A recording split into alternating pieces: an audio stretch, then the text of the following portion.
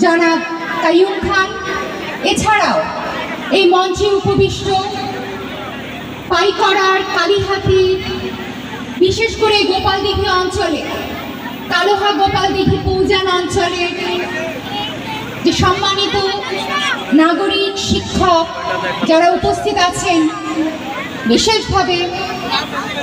কালীহাতি উপজেলা বিএনপির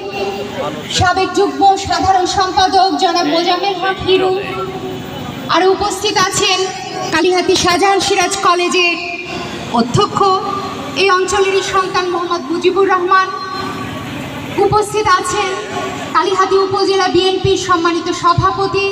জনাব মোহাম্মদ নজরুল ইসলাম শোভা, উপস্থিত আছেন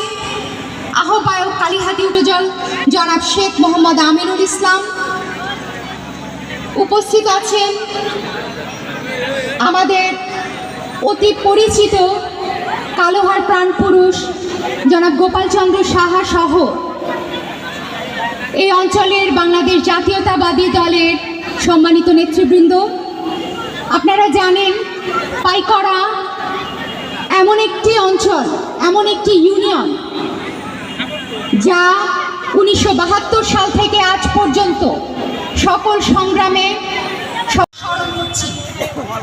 বর্তমান বিএনপি সরকার একটি নীতি গ্রহণ করেছে, ক্রীড়া হলো পেশা, পরিবার হলো ভরসা। অর্থাৎ ক্রীড়া শুধু শারীরিক সুস্থতার জন্য নয়, ক্রীড়া শুধু শখ না, ক্রীড়া শুধু স্বাস্থ্য না, ক্রীড়ার মধ্যে আমরা পেশাকে বেছে নেওয়ার একটি রাষ্ট্রীয় পরিকল্পনা রয়েছে, যে কারণে বাংলাদেশের প্রতিটি স্কুলে অচিরে 9টি খেলাকে কম্পালসারি করা হচ্ছে। 1.5 লক্ষ ক্রীড়া শিক্ষক বাংলাদেশের প্রতিটি প্রাইমারি এবং হাই স্কুলে অচিরে